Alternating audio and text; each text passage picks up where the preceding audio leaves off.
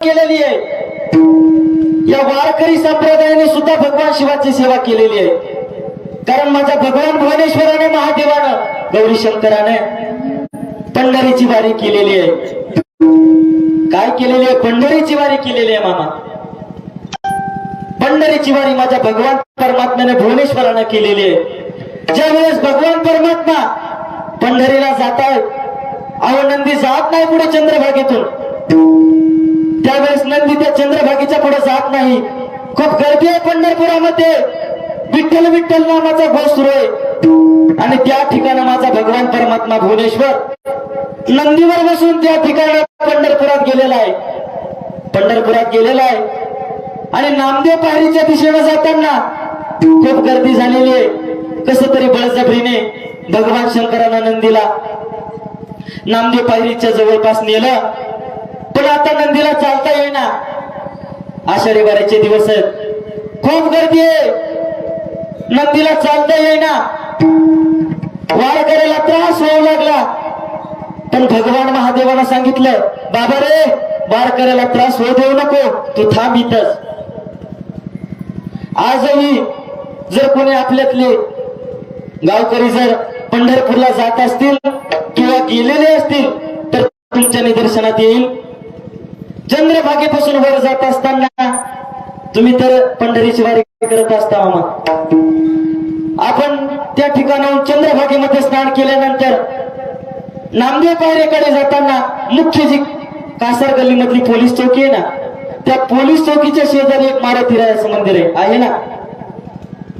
कोणी जर पंढरीला जात असेल, वारी करत असेल तर त्यांच्या लक्षात येईल, मुख्य जी चौकामधली पोलीस चौकी आहे त्या पोलीस चौकीच्या शेजारी एक मारुतीरायाचं मंदिर आहे। आणि त्या मारुतीरायाच्या मंदिरासमोर नंदी आहे, तो माझ्या भगवान शिवाचा आहे। त्या ठिकाणी भगवान कुणाच्या? मारुतीरायाच्या मंदिरासमोर नंदी आहे। कुणाच्या? पण मारुतीरायाच्या मंदिरासमोर नंदी नसतो, पण तो त्या ठिकाणी भगवान शंकरानं थांबवलेला नंदी आहे। भगवान भुवनेश्वरानं महादेवानं सांगितलं की बाबा वारकऱ्याला त्रास होऊ देऊ नको, तू थांब इथंच। त्यावेळेस तो नंदी बाबा त्याच ठिकाणी थांबलेला आहे। अजून सुद्धा ती दगडाची मूर्ती, तो नंदी त्याच ठिकाणी तो नंदी आहे।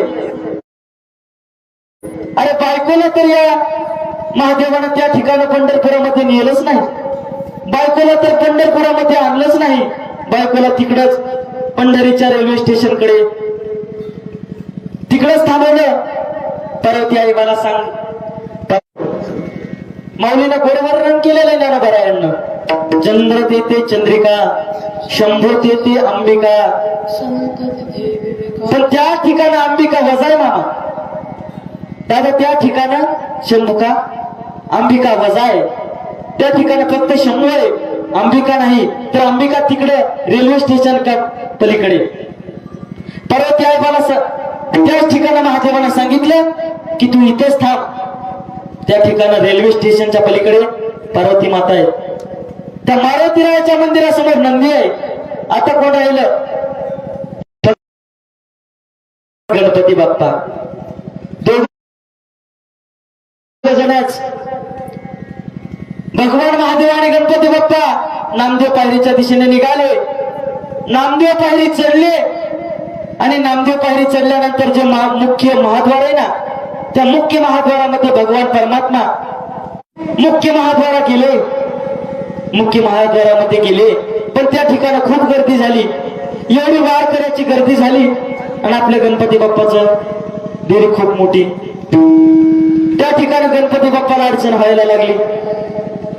पण उजव्या बाजूला डाव्या बाजूला जी जवळजी मळोजीची समाधी आहे ना, त्या जवळजी मळोजीच्या समाधीच्या बांधलेला सभामंडप आहे।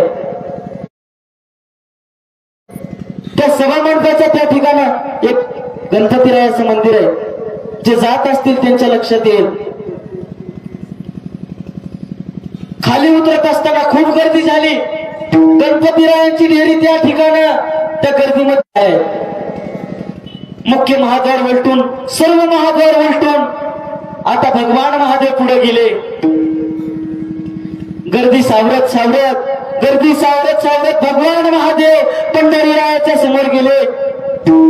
माझ्या पंढरीशी परमात्म्याला इतका आनंद झाला, त्या रुक्मिणी प्राण संजीवन परमात्म्याला एवढा आनंद झाला, एवढा आनंद झाला अमोल महाराज, खूप आनंद झाला. त्या भगवान परमात्म्यानं विटेवरून खाली उडी मारली. महादेवाकडे भगवान परमात्मा पाहायला लागला. पांडुरंग परमात्मा खूप आनंद झालेला आहे.